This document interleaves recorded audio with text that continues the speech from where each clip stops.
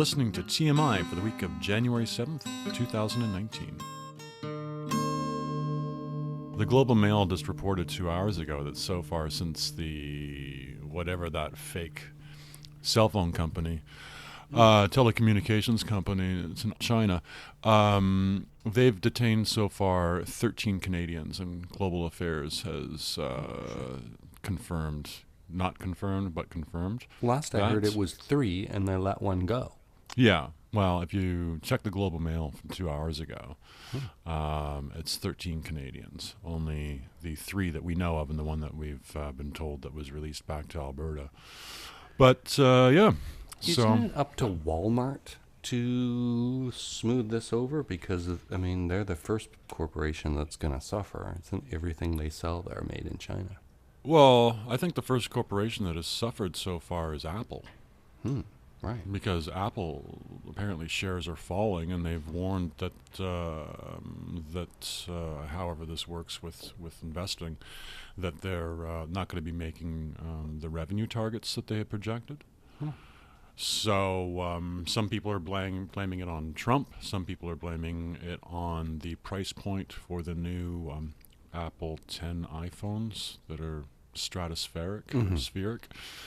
There's a whole bunch of, pardon my grammar, there's a whole bunch of reasons as to why. But, it's interesting. There's trillions or billions of dollars worth of tariffs now that have been slapped. And, everything that you and I were discussing back in the fall about this looming trade war seems to be happening because I'd heard something a couple of days ago that purchasing agents for a lot of these giant corporations, multinationals, they had done a survey prior to Christmas, I think it was, and they're saying that their purchases for for manufacturing is going to be down considerably in 2019.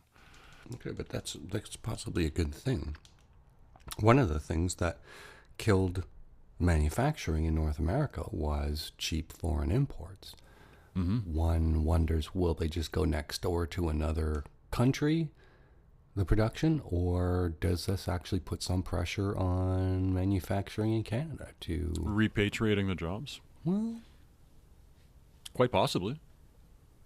And it'd be risky because then as soon as things, if they are smoothed over with China, now your little factory in East York or whatever might be go under. Well, I think this is where, it's kind of like with everything else that humans are facing. I think there has to be the will that we have to redefine what capitalism means and what it means to our community, what it means to our country, what it means to the world. I don't mean to oversimplify, but really, is it going to be the race to the bottom to have as cheap as possible to be producing something, or are we going to acknowledge that we need jobs, we need the tax base, and we can't keep on continuing to go this way because if there's global warming... We also need a dishwasher that lasts longer than 5 years. Well, I have an old GE stove here at my place. It was here when I moved in. And I'm thinking it's circa 1960s. I wouldn't... it's still on fuses, and it's a big honking monster. But I call it Old Faithful. It works. It's probably older than me. Yeah. But it works. And it works well. My fridge is no new spring chicken. It'll never need service or die, ever. Yeah. Even the Freon won't ever decay. I don't know what the hell's going on. Yeah, I know. It's amazing, eh? There's no internet updates. There's no computer components. I don't want a smart fridge. I don't want smart appliances. Actually, I look at them as being, anti-smart because they break down so often. I'm quite content with my 1960s technology, and if that makes me a Luddite, then... Well, back to you're talking about redefining capitalism because it's, not only is it a little late for that, but in the United States, capitalism has, trying to think of the word, infected, like a virus, politics. Oh, yeah. It's infected medicine. Mm-hmm. I mean, pharmaceuticals, even. I mean, there's nothing that's off limits for Agriculture. capitalism in America. Mm-hmm. Yeah, putting all the farmers out of business and mega farms and sea trawlers and corporations without limits Hedge companies or regard. that, yeah. Mind you, I think the counter argument to that is then steam or horse. You know, there are these naysayers as technology comes in. Lives are changed, lifestyles. You have to quit the mine and find other work. So it really is tough. But I personally, just as Canadian with Canadian values, think that there could be a couple things that are off the table for profit. One, garbage collection. Two, medicine. Mm-hmm. You know, can't we have one or two things? Policing that isn't for profit, or firemen. Why can't we ever have nice things, you know? Yep. Last week or the week before, I took a David Feldman clip. Okay. And did an email him asking him for permission. Ah. Yeah. So the door kicking sound that you hear in the background is David Feldman and his team seizing our laptops. But I'm trying to call it fair use. I might write him an email and ask him how he feels public about it. domain. But here's the deal. He was on the show last year.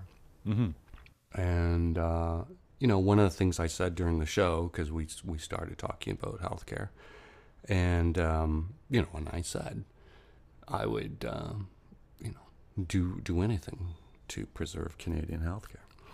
Anyway, and then by the time I edited that show, he had done his show, and the subject came up on his show, and I put a little clip of him saying, I spoke to some Canadians over the weekend who said, and I never miss an episode anyway, so here is award-winning comedy writer Chris Kelly, who writes for HBO's Real Time with Bill Maher, speaking with comedy legend and award-winning writer David Feldman on his podcast, The David Feldman Show.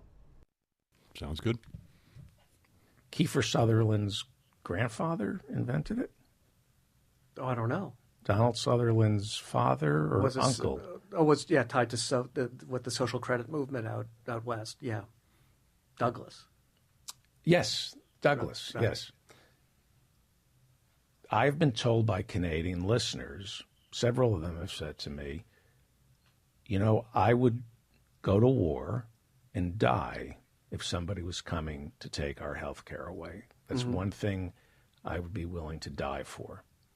So what do you think of the Canadian health care plan? We're told that the last thing we want in America is the Canadian health care plan. I don't know how that argument works except in imaginary world. You're allowed to buy more health care if you want. You're not. I don't know. Are there horror stories? I would assume that we complain about everything. The Brits complain about their health care system, but it's the closest they have to a religion. No, and in my we've had various health things that would have been in my family and growing up and in my extended family that would have changed our lives forever. We would have been bankrupt. We would have been disappeared people, but we're not. It's incredible how stupid they've made this country. Mm-hmm. The Powell memo, where Lewis Powell wrote this memo for the Chamber of Commerce, how to tackle the academics who are against corporations. It was written to combat Ralph Nader, and it called for the creation of things like the Cato Institute and the American Heritage think tank, right-wing radio. Many think it all flows from the Lewis Powell memo that created right-wing radio. And I asked Ralph Nader, were they trying to make the country stupid? Was that the plan? They realized the only way corporate America could continue to grow profits was if the American people were incapable of waking up. And you know what his answer was? What do you think?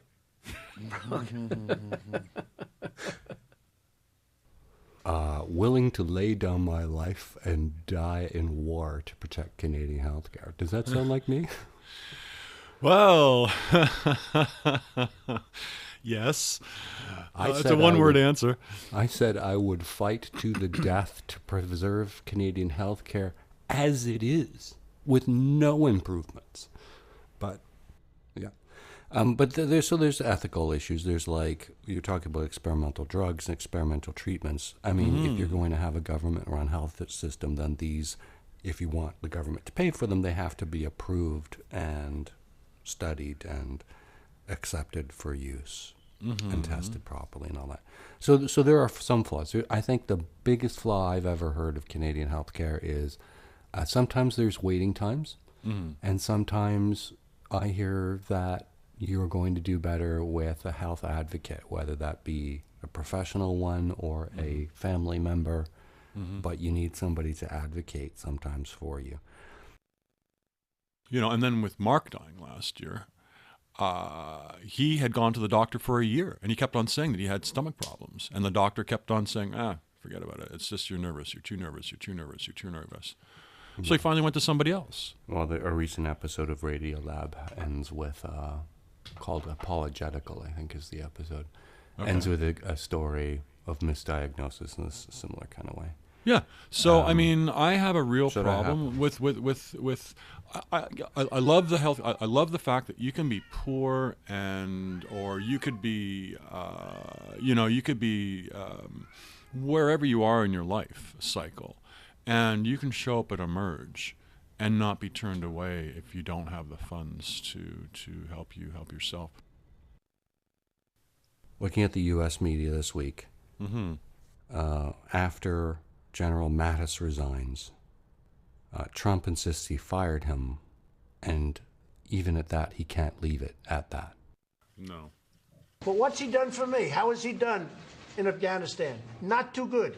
Not too good. I'm not happy with what he's done in Afghanistan, and I shouldn't be happy. But he was very happy. He was very thankful when I got him $700 billion, and then the following year, $716 billion. So, I mean, I wish him well. I hope he does well. But as you know, President Obama fired him, and essentially so did I. Now that sort of comes up later because I'm going to mention this later when we talk about American healthcare. So that's $700 billion. I saw 660, but let's call it 700 billion. Maybe my facts are a little old, but that's the budget for the Army, Navy, Air Force, the military in the United States in general. Was that 1 year or over a 4-year period that he was giving them $700 billion? I think that's the annual budget, and it was up from 650 or 550. So that's why he's citing that figure. That's my understanding. So that's the total annual budget is 700-ish billion. And Trump explains, Afghanistan made it Russia because they went bankrupt fighting in Afghanistan, Russia. So you take a look at other countries. Pakistan is there. They should be fighting. But Russia should be fighting. The reason Russia was in Afghanistan was because terrorists were going into Russia. They were right to be there. But why isn't Russia there? Why isn't India there? Why isn't Pakistan there? Why are we there and we're 6,000 miles away?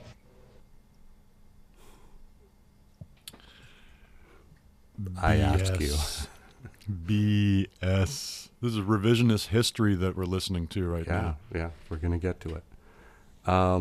It comes up later. Everything comes up later. It doesn't sound right. Yeah, it actually does sound right. It's the stomach bile. Collectively, our stomachs are wanting to... And furthermore, Trump once again conflates money with American foreign policy. So Syria was lost long ago. It was lost long ago. And besides that, we're talking about sand and death. That's what we're talking about. We're not talking about, vast wealth. We're talking about sand and death. Right? No oil. Ooh, yeah. So like a New York mafia don. Okay. The relationship, I will tell you, with the leaders of Europe is very good. A lot of them don't even understand how they got away with it for so many years. I'll say to Angela, and I'll say to many of the other leaders, I'm friends with all of them, I'll say, how did this ever happen? And they sort of go like, I can't believe it either. They can't believe it. You know why? Because they had presidents and other people within administrations in the past that allowed them to get away. Like some of them would say, well, no one ever asked us to pay. Isn't that like going around the neighborhood and asking people to pay for protection? Yeah. It really, just listening to that clip, he sounds delusional. Like, really, I mean, I was just listening to an interview, if I recall this correctly, and I apologize if I'm getting all my facts wrong, but if I recall this interview correctly, it was a former CIA station chief out of Moscow was giving an interview a couple of days ago, and he said, if we're supposed to rely on Donald Trump's negotiating skills with respect to the Canadian/American former Marine that is now being held by the Russians, the guy's dead.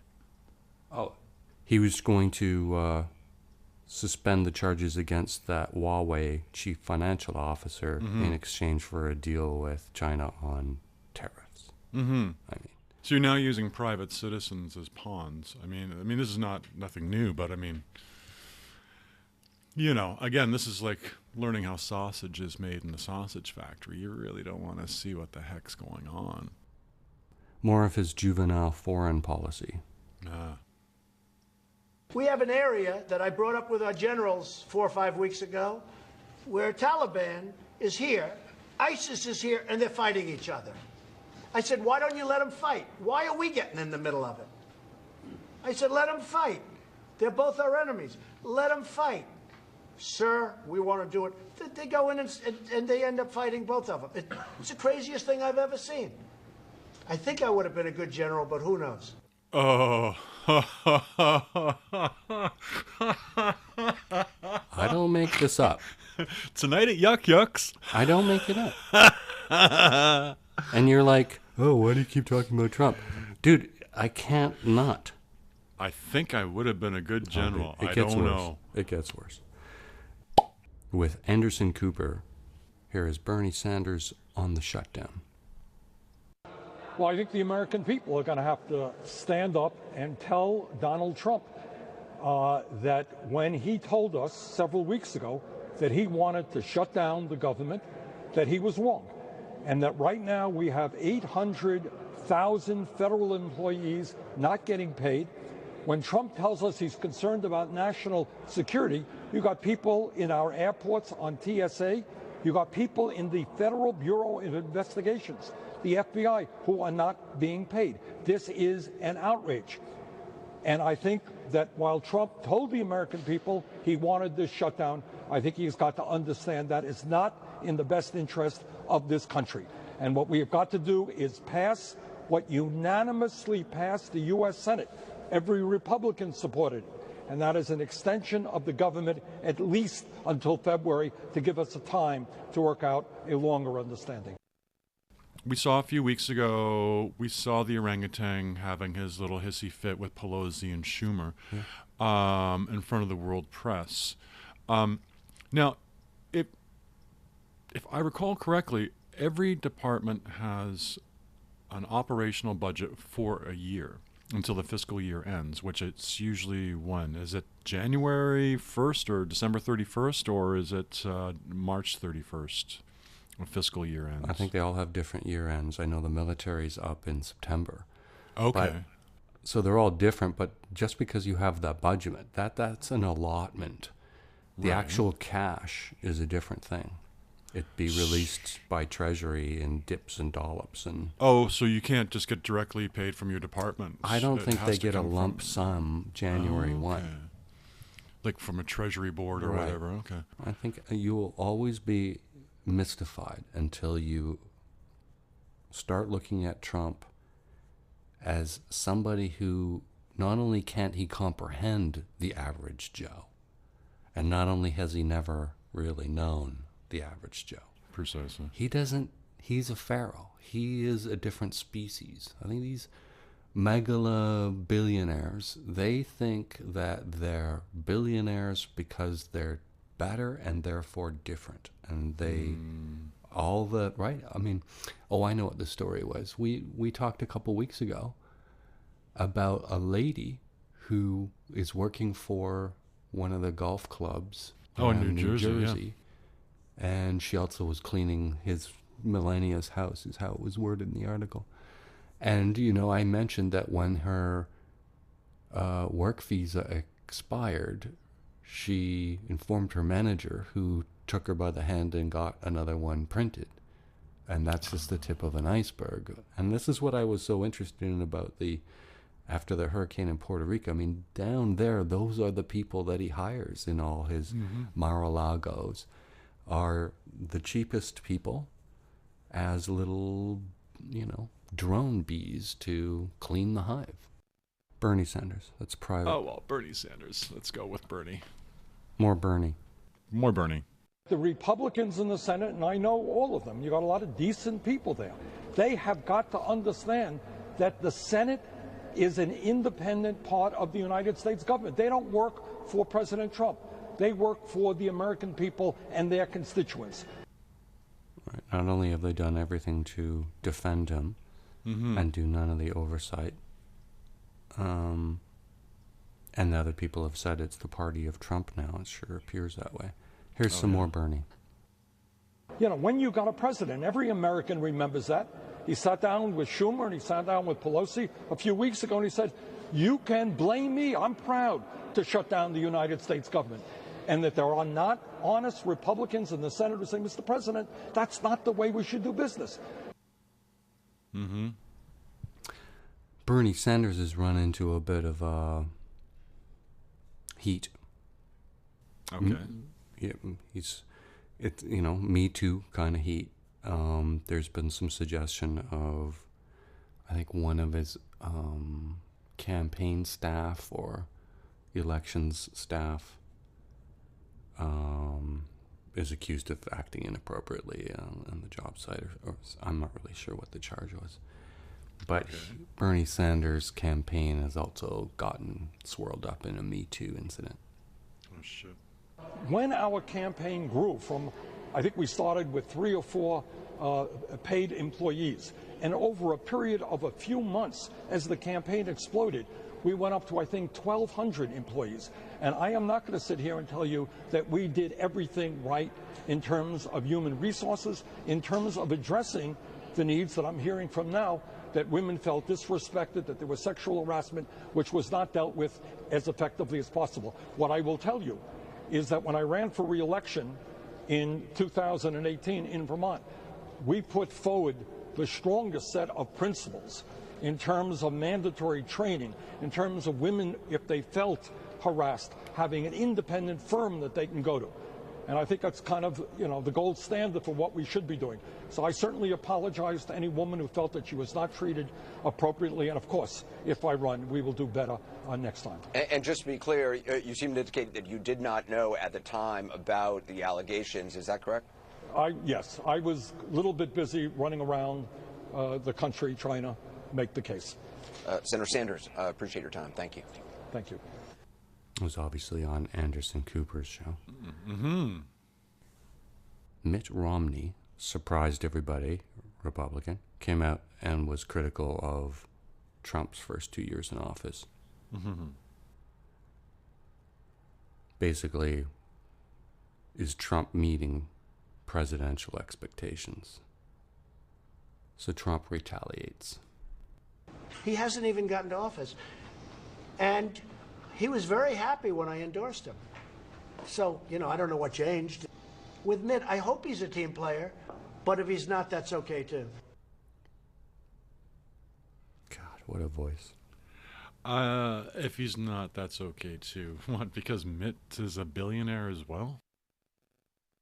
I think how it works is that if you don't show up for work, then you're put on unpaid furlough. Okay. Yeah. Okay. So you got to show up for work. Anyway, let's continue. Yeah. Mitt Romney makes comment on all of that on Jake Tapper. Frankly, with any president, which is on those areas where I'm in agreement, we'll be able to work together. Where I disagree, I'll point that out. But in matters that relate to the divisiveness that's been part of our political environment, I'll speak out if I feel the need to. The Charlottesville response by the president was something that gave me great concern. The support for Roy Moore in the Senate race was something I was very, very concerned about. His attack on the media, I wrote an entire piece about that. So I've laid out time and again places where I disagree with the president, and I think it's very important for a president to demonstrate the qualities of integrity and honesty, forthrightness, empathy, and respect for the institutions of our democratic republic. I think those are all parts of the job. Well, you know, after he was elected president, it was very much my hope that he would rise to the occasion, rise to the mantle of the office. After all, becoming president of the United States is quite an elevation for anybody. And he has said during the campaign that he could be extraordinary presidential.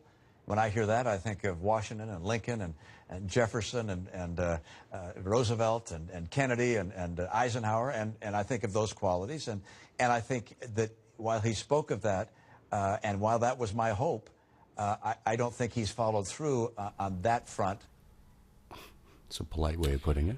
Yeah, really. Well, I mean, you know, he is a womanizer, so, I mean, he does have the qualities of a Kennedy. Okay. I mean, you know, if Romney's going to say that, well... JFK didn't go around advocating pussy grabbing. Well, yeah, I mean... All right. So back to Trump. This is where it gets... 2019 wasn't going to be about Trump. No. Further down the rabbit hole, Trump gets worse. When they say I'm not popular in Europe, I shouldn't be popular in Europe. I don't care about Europe. I'm not elected by Europeans. Okay, well, that's so far so good. Remember this from the schoolyard? I could be the most popular person in Europe. I could run for any office if I wanted to, but I don't want to. Wow. He's a special kind of crazy. I could be, but I don't want to. Mm-hmm. I'm wondering who made him say this. I just want to start off by congratulating Nancy Pelosi on being elected Speaker of the House. It's a very, very great achievement. And hopefully we're going to work together and we're going to get lots of things done like infrastructure and so much more. He's surprisingly presidential. I don't get That's it. Okay. such a convoluted, forced statement, man. You can just hear it. Like, he doesn't want to say it. Make of this what you will. At Borowitz Report on Twitter. Here's the quote. Pelosi says she will skip Trump and negotiate directly with Putin. Yeah, that's a joke. Oh! Okay. Yeah, I was going to say, I was trying to wrap my furry little brain around that one. I'm just like, okay. Well, how did I miss that? That's good. I like that. A reminder. Here is Trump speaking with George Stephanopoulos.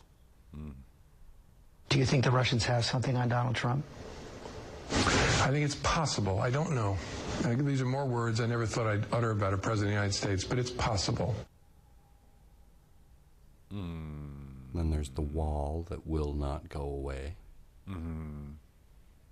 We have terrorists coming through the southern border because they find that's probably the easiest place to come through. They drive right in and they make a left. Not going to happen. Not going to happen. So we're not going to do that. We won't be doing pieces. We won't be doing it in drips and drabs. A direction to migrating Americans heading north. Make a Go sharp right left instead. at the border. Go right, my friend, go right. No, they're already right. The problem is they need to go left, right? Yeah, that's true. I mean, it's again. I mean, Trump is he's a laughing stock of the United Nations and world leaders, except for the despots. But I mean, if I was going to invade a country secretly and quietly, I'm sure as hell not going to go over a little land crossing.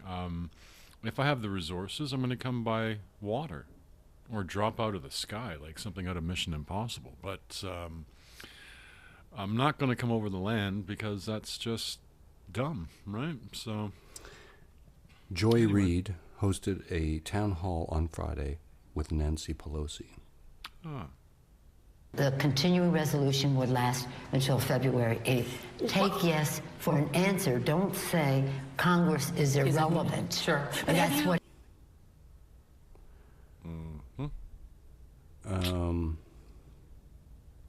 Take yes for an answer. I mean, I don't know. I'm starting to like her more and more. Here's more of the interview, the town hall meeting.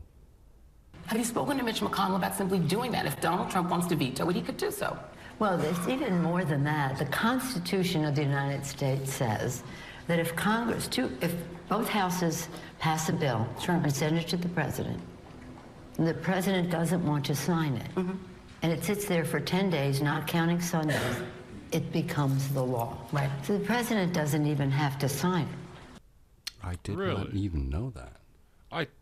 Bloody hell, this is the first time I'm learning about this in 40 years of following American politics. Not including Sundays, 10 days, it automatically becomes law if both houses agree to assign to it.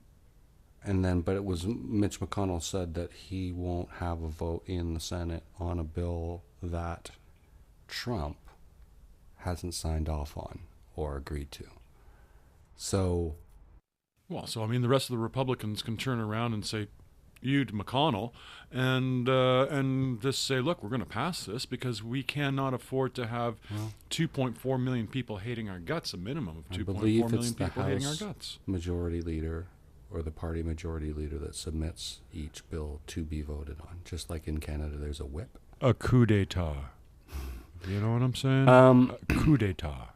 Well, the Democrats in the House could offer the bill up, but it wouldn't be agreed to be voted on unless there were dissenters in the Republican Party. But that's exactly what I'm saying. Right. Okay. But let's recognize a couple things about this speaker. She's the third in line. So if Trump disappeared, it would be Pence. But if Pence disappeared, it's the speaker. So this is no minor position, the Speaker of the House. This is an incredibly powerful position she's achieved. Just days after being elected Speaker of the House, she made reference in her acceptance speech to Ronald Reagan. They didn't applaud for Ronald Reagan when I said that. They usually applaud for Ronald Reagan all the time. But that is, the fact is we are, except if you're blessed to be a Native American, a nation of immigrants. Right. And every new generation of immigrants is a revitalization of America, making America more American. In her own words, it's from housewife to House Speaker. Oh, cool. So this is a crazy lady who is just, and she's from a political family. I think Italian. Okay. Was very young on the East Coast, and then they moved to the West Coast. Okay. Obviously raised by Democrats. Meanwhile, Trump escalated the crazy talk. We can call a national emergency because of the security of our country. Absolutely. No, we can do it.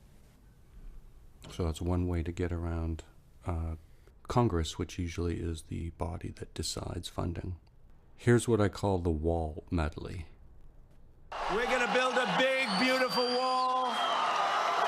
A big, beautiful wall. The wall just got 10 feet taller. 10 feet taller. You got to be able to weave and bob. You don't have to go through a concrete wall when you can go over it or around it. You have to have see-through. You have to know what's on the other side of the wall. The barrier, wall, or steel slats, whatever you want to call it. It's all the same. We don't use the word wall necessarily, but it has to be something special to do the job. Steel is stronger than concrete. If I build this wall or fence or anything the Democrats need to call it, because I'm not into names, I'm into production. I'm into something that works. A see-through wall made out of steel is far stronger than a concrete wall. It actually will be a more powerful wall, and it will be a more beautiful wall than having a concrete wall. So it's changed. If it's slats, can't you just hand the drugs through the slats? I can throw it over the wall. I can hand it through the slots. I probably shouldn't say this, but back in the day, I seem to recall having drug deals, and this is when windows used to open on buses, and the dude would be in the back of the bus tossing out his weed to me as the bus would go by. So, I mean, this is like a long time ago, but yeah, I mean, you're going to get your drugs or your weapons or whatever it is you need to. And what I find really funny and interesting and illuminating, and this just I don't necessarily want to see how Trump's brain works, but well, yeah, I noticed that in the last bit of that clip. He says a wall made of steel that you can see through. Yeah. I mean, really, I want that patent. We got to get that patent. Well, on Star Trek, they have transparent aluminum, apparently. So, okay, transparent aluminum. You can Google it. We don't need no education from Trump University. Bump. I like that. The reason Russia was in Afghanistan was because terrorists were going into Russia. They were right to be there. The problem is it was a tough fight. And literally they went bankrupt. They went into being called Russia again as opposed to the Soviet Union. A lot of these places you're reading about now are no longer part of Russia because of Afghanistan. So in reply to that... I want to laugh. Sorry. In reply to that soundbite, McCaffrey joins Brian Williams on Friday's The 11th Hour. With us for more tonight, General Barry McCaffrey, former battlefield commander in the Gulf War, retired U.S. Army four-star general, a veteran of the Cold War and a couple of hot ones. He is a decorated veteran of combat as well. And now history set straight. Well, it's an astonishing assertion by the president. It sounds as if the talking points are written by the GRU. December 1979, the Soviets went into Afghanistan under the Brezhnev Doctrine to take a socialist-friendly government and keep them in power. They brutalized the country. They were there for a decade. They took 50,000 killed and wounded. They killed a couple of million Afghan civilians.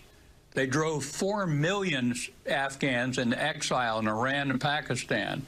It was a tragic operation from the start. It had nothing to do with terrorism in the Soviet Union. I think he must have grabbed pieces of history and he's thinking of Chechnya or whatever. But this is a truly astonishing ignorance statement by the president. Figluzzi was another guest on Brian Williams's panel that night. Frank Figluzzi, former FBI Assistant Director for Counterintelligence, who in the past has worked for one Robert Mueller. This as we learn that Mueller will be continuing his grand jury that's been sequestered for another 6 months. They're going to want to know the reasoning behind that and where it's coming from. Now, General McCaffrey has suggested a fairly benign reason, which is he's trying to cover his tracks as to why we're pulling troops out of Afghanistan. But the FBI is going to look at it even more deeply to say, look, there are a couple of other options. Once you set aside incompetence and inability to understand history and layered nuances and facts and conflating the rise of the Taliban and Osama bin Laden with Russia's presence. Once you get rid of that, there's another option, which is that the president has deliberately chosen to regurgitate the Putin line, the Russian line on this, because he somehow needs to paint Russia in the most favorable light. And why is that? And we need to help understand whether that's because it serves his agenda to appease Russia, to say to them, you may have compromised me, we may have a problem here, but I'm on your side. And look, while this sounds like conjecture to many people, this is what counterintelligence agents do for a living. And when you combine it with the facts coming out of the special counsel inquiry, you've got to assume that Mueller's going to look at this. What is the motivation to make a comment that simply paints Russia in the most favorable light? Mm-hmm. Wrapping up the week, Trump goes for the symptom, not the cure. It's a problem of national security. It's a problem of terrorists. But a lot of people don't say we have terrorists coming through the southern border because they find that's probably the easiest place to come through. They drive right in and they make a left. Remember drugs. The drugs are pouring into this country. They don't go through the ports of entry. There was sort of another clip after that. After that, Brian Williams has McCaffrey back on, but he's introduced him as the former, and I hate this term, drug czar. I was thinking, I said this on a recent podcast, it's been at least 2 years since I've heard the word czar, but leave it to Brian Williams. Anyway, but he introduced the former advisor on drug policy under the Clinton administration, and it turned out there's McCaffrey again. And so under the Clinton administration, he was the director of drug policy for the Clinton administration, and he mentioned submarines and the whole long list of other ways that drugs are getting into the United States. But my point of calling it, he's attacking the symptom, not the cure, Caffrey went on to say that talking about addiction in northern American cities is the real driver for the importation of these drugs. And I'm assuming we're not talking about weed. We're talking about heroin and cocaine. Find us on Twitter @ThatArcher, our podcast page, tmi.twxnet.com. Rate the show on iTunes. It changes the way the show is listed. There was a fourth inventory that was done of subglacial lakes in the Antarctic. I'd only been familiar with one lake, I think, that was about 4,000 kilometers long, and it's under 13,000 feet of glacier, Lake Vladivostok. Russians had discovered it or tried to do core samples a few years ago. But this Cambridge study has identified over 400 now subglacial lakes from the east to the west to north to south Antarctic under the glacial ice. And this is a result of this inventory, this updated inventory, is because of the technological capabilities have been advanced so much within the last 18 years. And so this is how they've gotten to the number of 380, I think it was, almost 400 subglacial lakes. December 26th, the scientist had done a well, deep water boring with hot water down 3,500 feet down to Lake Mercer, which is in the western Antarctic. And they've taken soil samples now and also just on the surface of the water where the glacier meets the water, microbial things off of the bottom of the glacier. And they're doing all this because they want to discover, okay, what's going on here? Why is this happening? And are we going to be able to find stuff like this on other worlds like Europa or Titan or wherever there are these planets? And it's basically that the ice shelf is floating on water.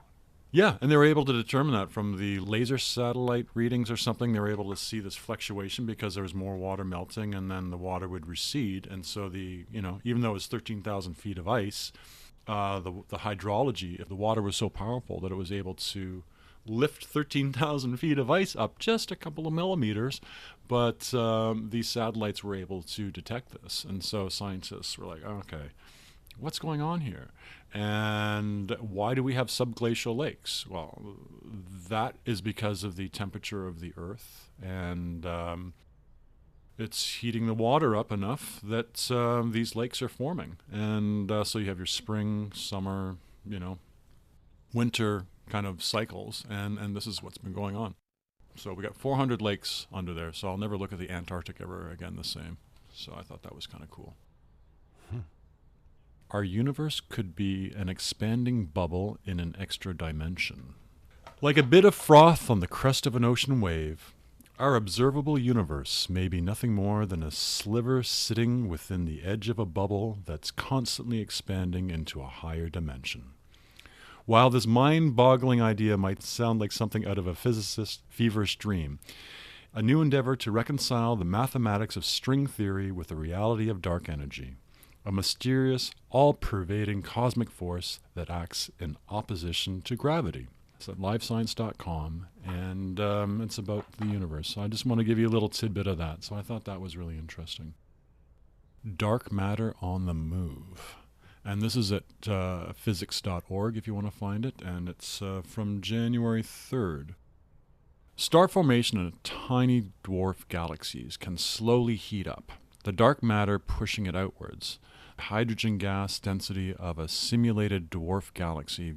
In the simulation, repeated gas flow and outflow causes the gravitational field strength of the center of the dwarf to fluctuate. The dark matter responds to this by migrating out from the center of the galaxy, an effect known as dark matter heating.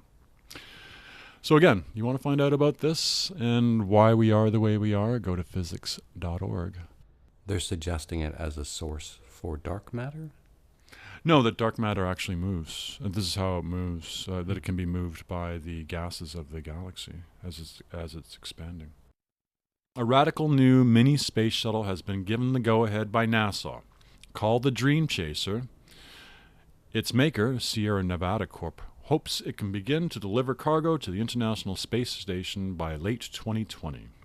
NASA has given the full go-ahead for production to begin of this craft after a series of tests have been conducted. And they like what they see.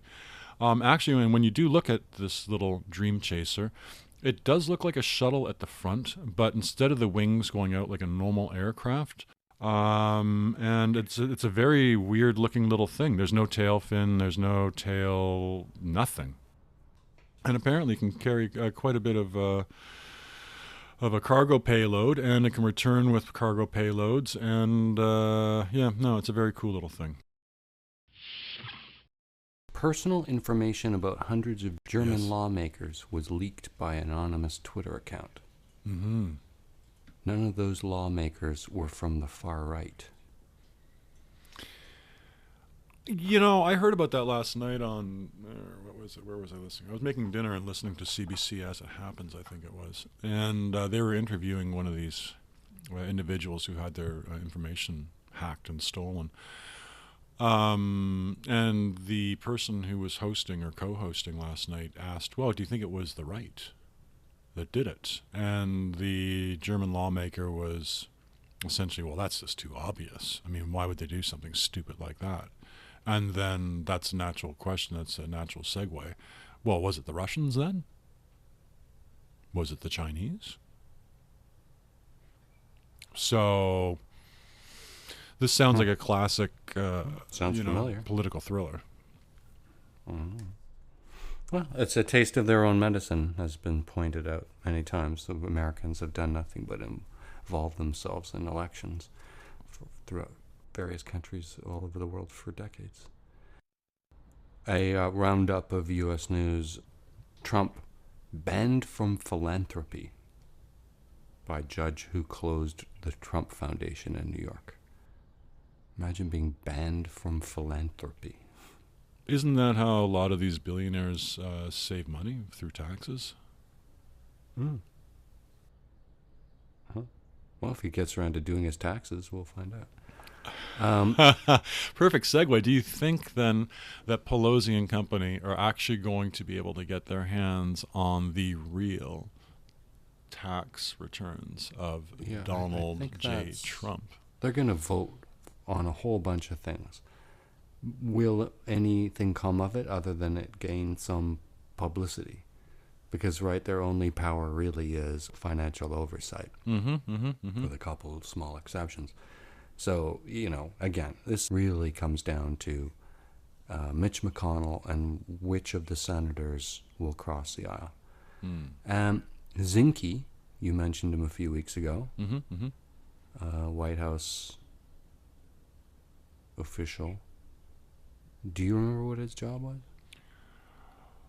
A fart catcher? We'll find out. He's now under criminal investigation. As only a fart catcher could be. It was pointed out this week in the media, one of the first things that Trump did when he got to office was make it so that mentally ill people could own firearms, versus the first things that the Democrats are doing when they get into office. On their agenda is automatic voter registration, nationwide early voting, public financing of elections, end to congressional gerrymandering, release of presidential tax returns. So those are the main items on the Democratic agenda. And the sad thing is I'm sure they could write bills for each of those things and pass them till you're blue in the face. Mm-hmm. No pun intended. Mm-hmm. Democratic Representative Alexandria Ocasio-Cortez is proposing taxing the wealthy as high as 70% to fund a climate change plan she's pushing called the Green New Deal.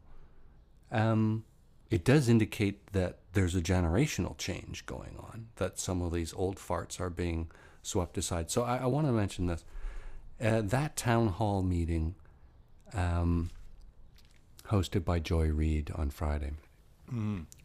You know, and you could feel, you know, they had brought some alumni who knew Pelosi when she was younger, and there was this, you know, buzz and energy and hopefulness and new House just 1 or 2 days after she became House Speaker in the new Congress.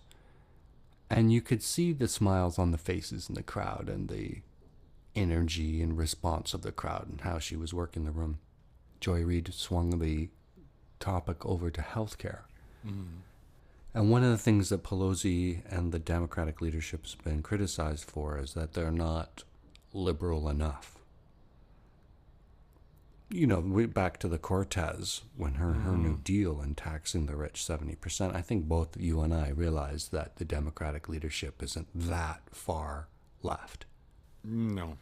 They're left to center, I would call them. Even she mentioned extolling the virtues of Obamacare, which is really just good news for insurers. It wasn't, you know, they're 80 years behind reforming their healthcare system. And she said, oh, well, there's pictures of me when I was younger carrying placards saying single payer. And then I don't know if it was the recording I was listening to or she misspoke or if this was deliberately misleading, but she said some institute had calculated the estimated cost of Americans having a single-payer healthcare system at being what I heard in the recording was $30 trillion. So when you start doing the math, that's why before we were talking about the U.S. military budget at $700 billion. If having a single-payer healthcare system in the United States was going to cost $30 trillion, I could sense the air had been drawn out of the room. Now, a little Googling, and it turns out it's 3.7 to 3 trillion is what it would cost. So that's sort of peanuts for the Americans. They could make it happen. They're already spending that money, in a way. People are. It's a way of infusing. And you're like, oh, this is all crazy. Well, let me remind you, that tax cut under Bush Jr., was $3 trillion they gave back to the people. They throw $3 trillion around. His tax cut, the Trump, wasn't it $1.7 trillion? So they're throwing enough money to pay for health care for all Americans around like it's chump change. I mean, that's yeah, exactly. Yeah. Now, in the recording, I guess I should have taken time to re-listen to it because it's a reply broadcast on a podcast because it took the airtime of Lawrence O'Donnell's slot on MSNBC. So he has a podcast, and maybe if I went to minute 45, I could hear it again.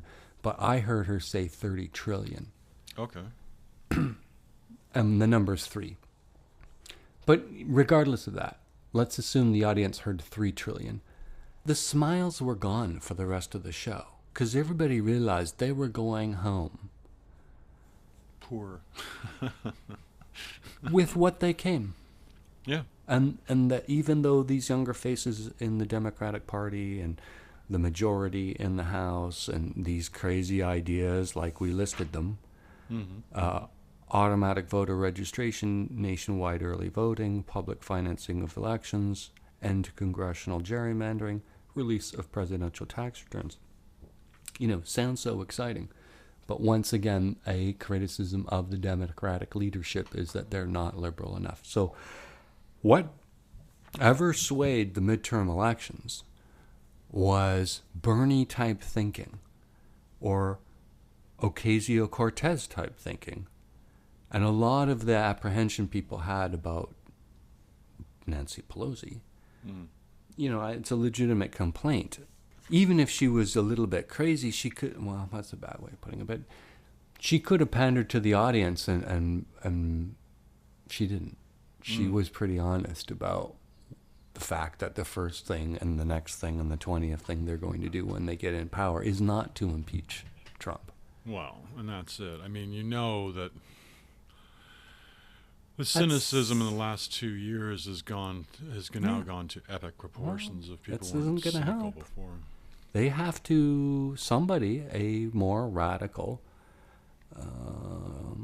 leader needs to step forward. This is why they were saying Nancy Pelosi shouldn't be the speaker, and they should get a younger, crazier one. And the other half of the people are saying that she can get shit done. And I'm digging her more now than ever, but I did notice that I felt, and it could just be my laying my own interpretation on it, but it seemed like there was this great energy all the way up until she said 3 or 30 trillion. And from then on, there was a different sense of it. It was back to business as usual, really.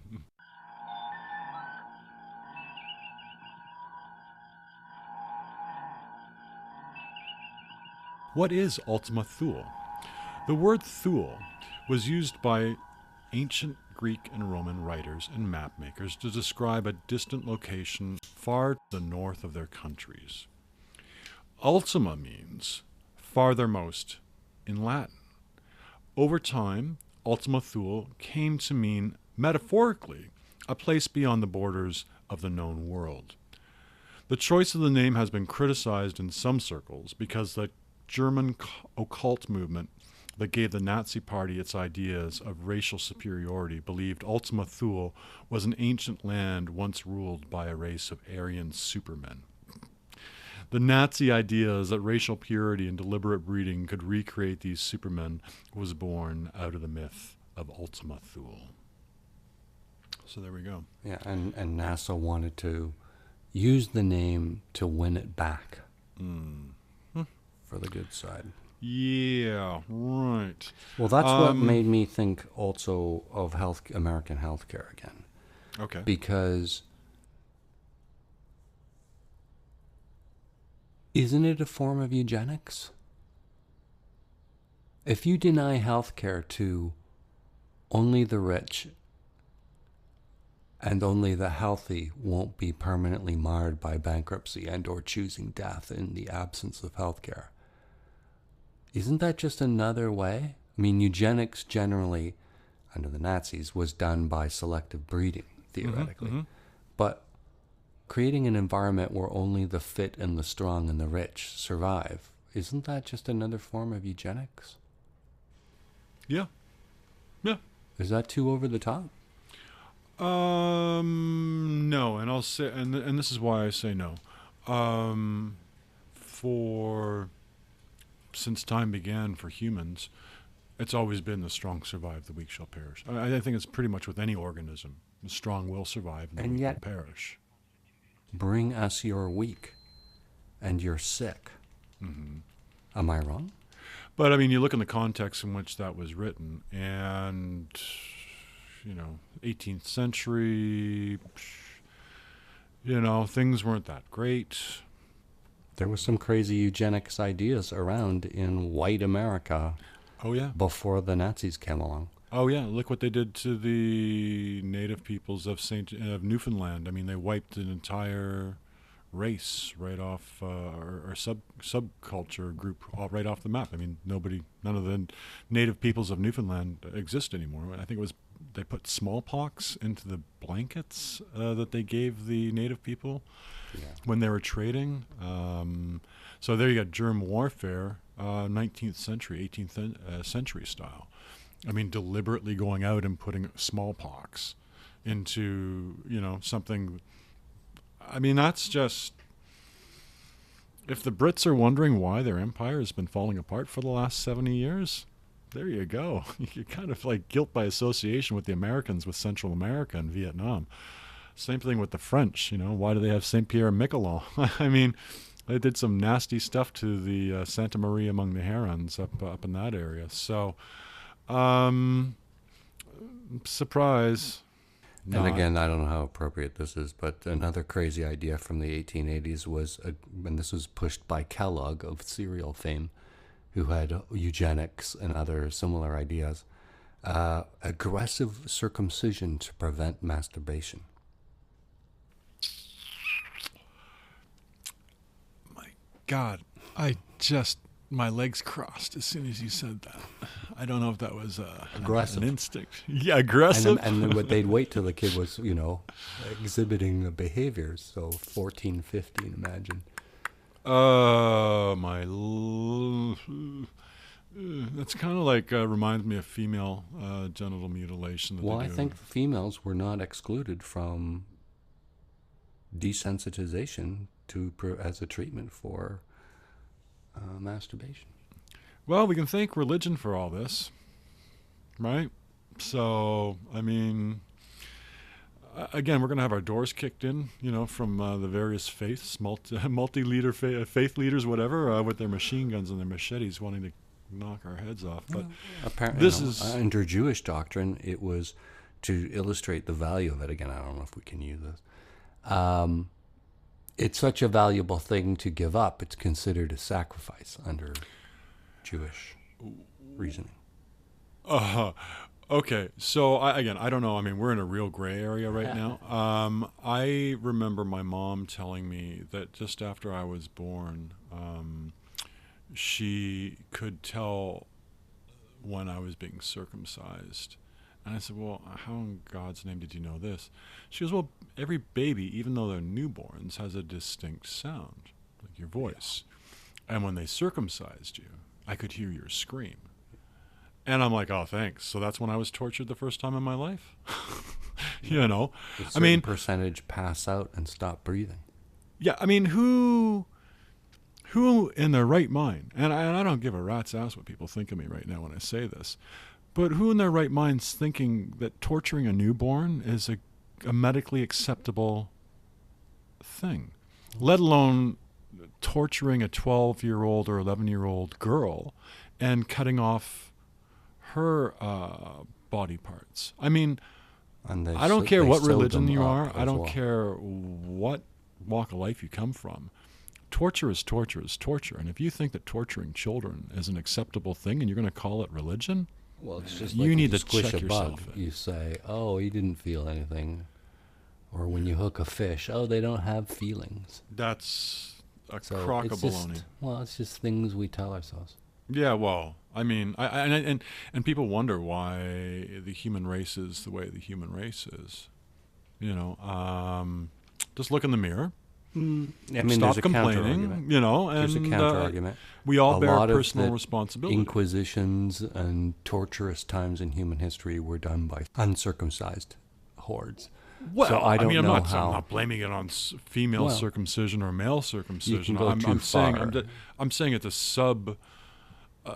subtopic of what makes humans humans. I mean, or a subcategory, pardon me, of what makes humans humans, and why do we choose the decisions that we end up choosing at the end of the day? I mean, again, I'm not saying it has anything to do with circumcision, but my interest in the subject is that there are these religious organizations who hold up God's plan and design as an ultimate. And we talk about the human eye and how marvelous and all of these senses and stuff. To just pick one particular aspect of the design and go, oh, man can redesign it better, is just typical of the human species, in my opinion. Well, yeah, arrogance. Yeah, exactly. I mean, I don't know, aside from, I mean... Well, I mean, what's remarkable is that a lizard can grow, or that specific type of lizard or iguana can grow its tail back to exactly the same type of tail that was chomped off. That, to me, is remarkable.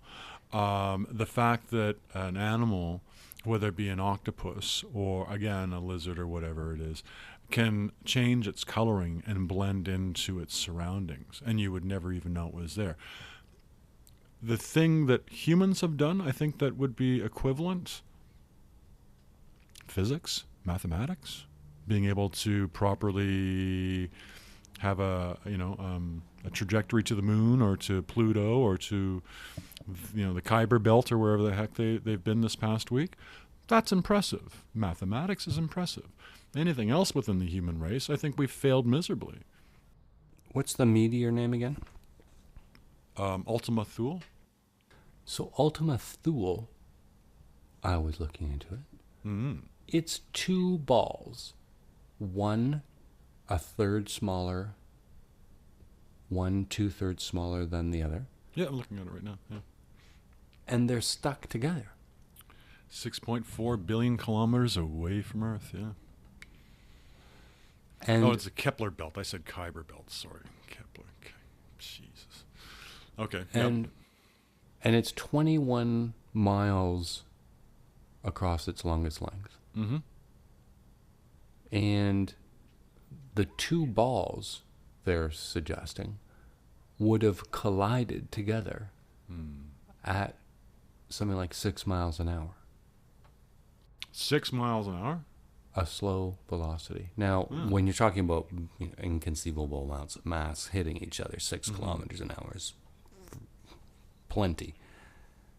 But there are apparently cracks and discoloration where the two bodies meet each other.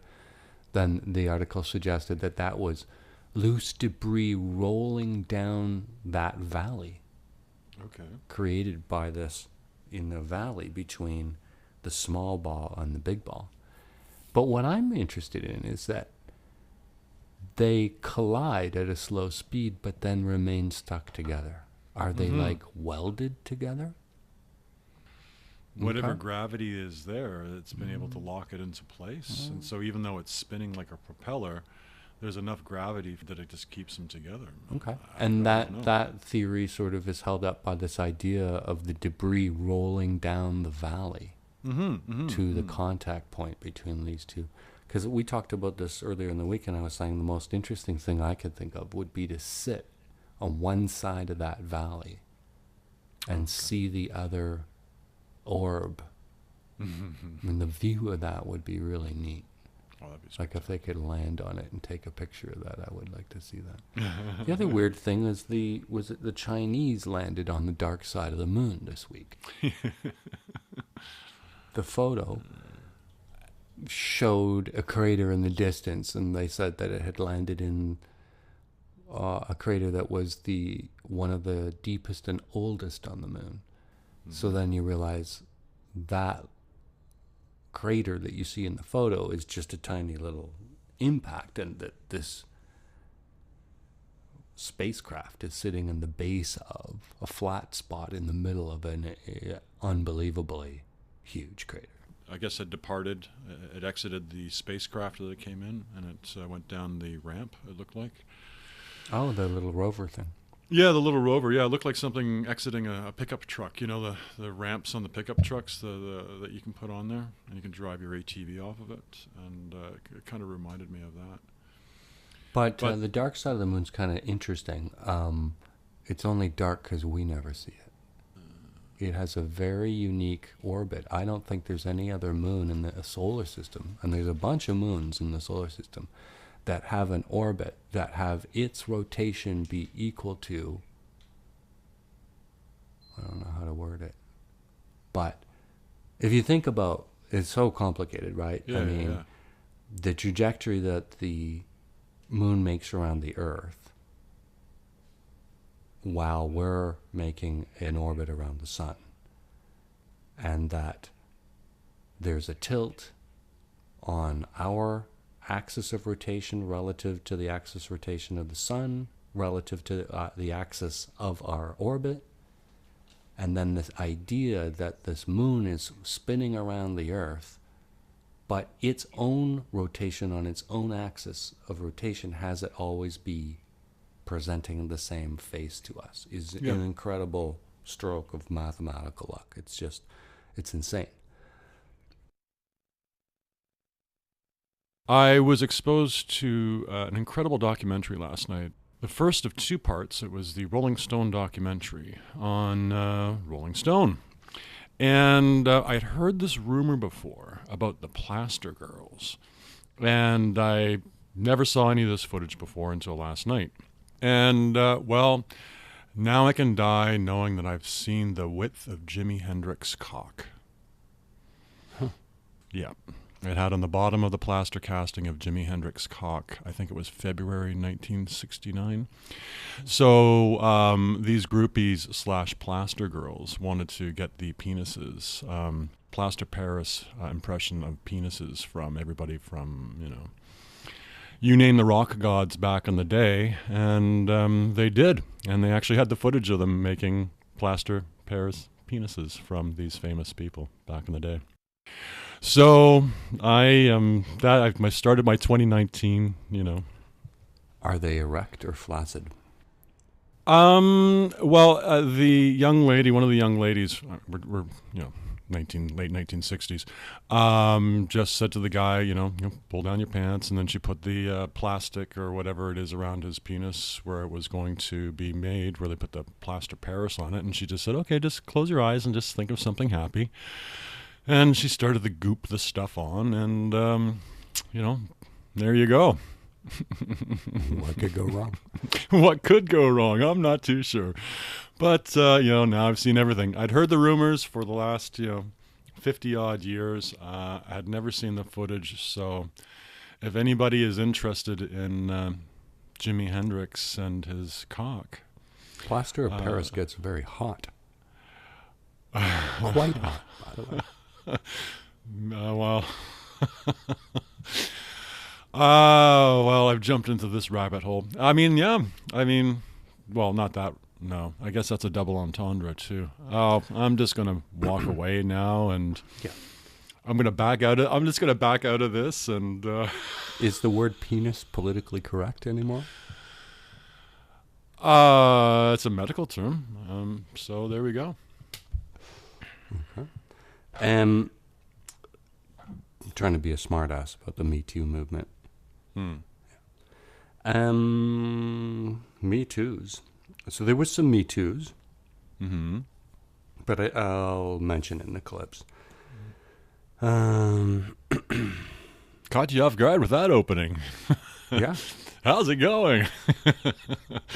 2019 is here. It's a whole new spin on reality. And why is that relevant now? It was done in the 60s. Yeah, it was a documentary that came out in 2017. It's a two-parter on HBO on Rolling Stone, the magazine, and how it started. So they were interviewing everybody from Annie Leibovitz, speaking to her about the last photograph she took of John and Yoko on the day he was assassinated. And part one ended with... how do you see stuff on HBO? Well, the dude has a monthly 1-month trial subscription to it, so the first month is free on a cable movie channel thing. Mm-hmm. Because Crave TV also has a section on HBO. Okay. I don't know about Show Me, but Crave. Okay. I'm going to assume people can watch it on Crave. Yeah, man. Registered trademark of Bell Media Incorporated, which is owned by Satan. That's just a division of Satan Inc. Oh, that is a division. I'm sorry, it is a division of Satan. I forgot about that. Exactly. Somebody was rude to me in a store the other day, and I wanted to say, "What is this? A Bell operator from the 70s?" Even Lily Tomlin, right, was making fun of the sort of arrogance and lack of self-editing that was. That's I true. remember calling the operator and getting some kind of attitude of some kind. Well, it's that the telecoms are bad when your local priest doesn't like dealing with telecoms. And I know a friend of mine who shall remain nameless, who's a minister in one of the denominations, and we were out for drinks one day after work, and we were talking about it, and he was just gritting his teeth. You could see that he was redacting a few things that he wanted to say in the bar. And he had said to me that even his with his faith, he was tested quite a few times dealing with telecoms. Well, we're all praying that he gets a name one day. Well, maybe. Who knows? So, sashaying into 2019. So, how has your week been since we spoke Wednesday night? I'm not used to not doing anything, so I'm getting all kinds of aches and pains in my back and stuff. Oh, yeah, I know what you mean. I've had some Charlie horses in the last couple of days. I don't know. I mean, I've been active, but I don't know. Maybe I've been too active. And I think I've been too unactive. How do you do unactive? I don't know. You know, some Dr. Phil's and scrambled eggs and bacon. Mm-hmm. Yeah, you heard that. Did you hear about that thing about bacon? They were talking about possibly banning nitrates because it is now positively linked to cancer, colon cancer. It was nice speaking to you. Yeah! The bacon industry, as well as the preserved meats industry, is now filing a lawsuit against TMI and Ian Stolberg from Ottawa. Well, I was told by my mother as a kid that the nitrates in cold meats and so on weren't good. And, you know, I mean, the reason you eat bacon is it's got too much salt, which is why I'm so ticked off about this reduced salt bacon stuff. I'm literally salting my bacon as it fries. But that's bad news. I wonder how they feel about pea bacon. If it has nitrates, I guess anything with nitrates. So whether it be smoked salmon, bacon, preserved, any meats that are preserved in nitrates. Right. All of which I love. I love bacon. I love smoked salmon. I love salami and ham and turkey and roast beast and I'm on an olive kick these days.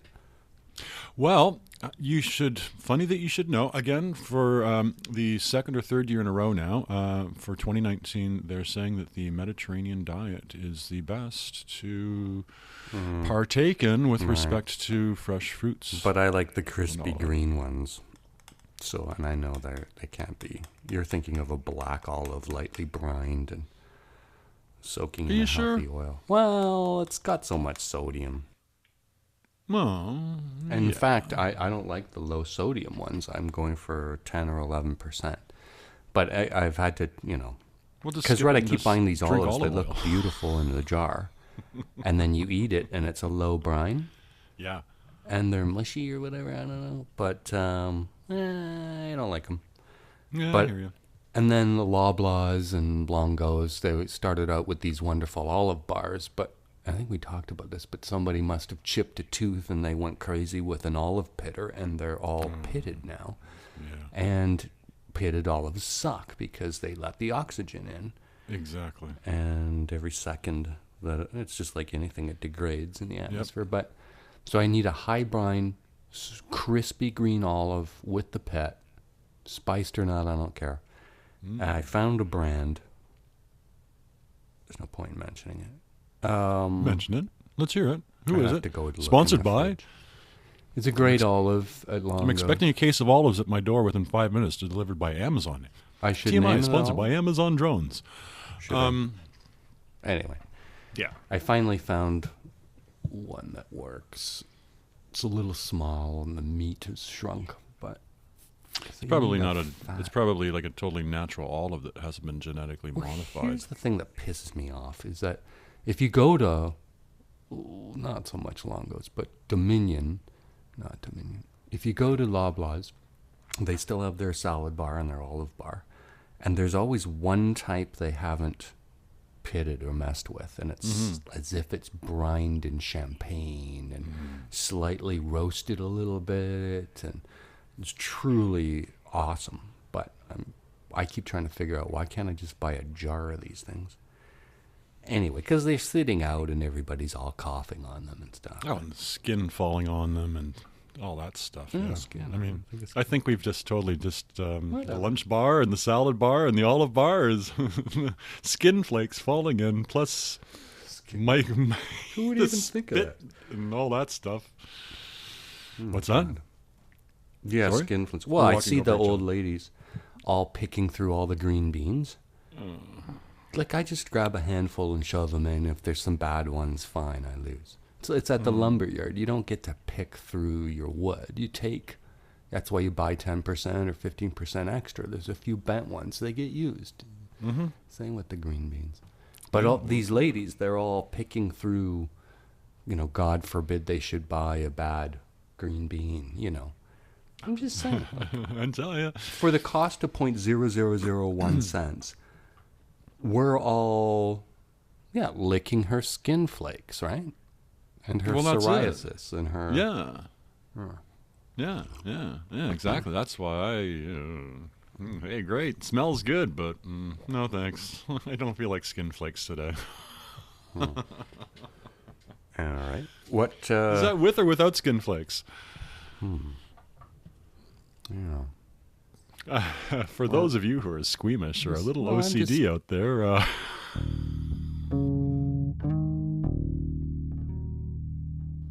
check this out. Yeah, well, audio tests and everything. I mean, it's definitely been an interesting learning curve with respect to... The sound that you hear right now is your little SpongeBob catching on fire because I lit it too close to the joint. And the microphone at the same time. That was $5 going up in flames, Dave. Tax write-off. What's that? Well, it's funny. Okay, here's Satan playing that same role. Yeah, well, audio tests and everything. I mean, it's definitely been an interesting learning curve with respect to. The sound that you hear right now is your little SpongeBob catching on fire because I lit it too close to the joint. And the microphone at the same time. That was $5 going up in flames, Dave. Tax write-off. Find us on Twitter @thatarcher. Send us an email, archer@twxnet.com. For guest links and contact info, visit our podcast page, tmi.twxnet.com. Find us on Android and Apple Podcast apps. Subscribe and rate the show on iTunes.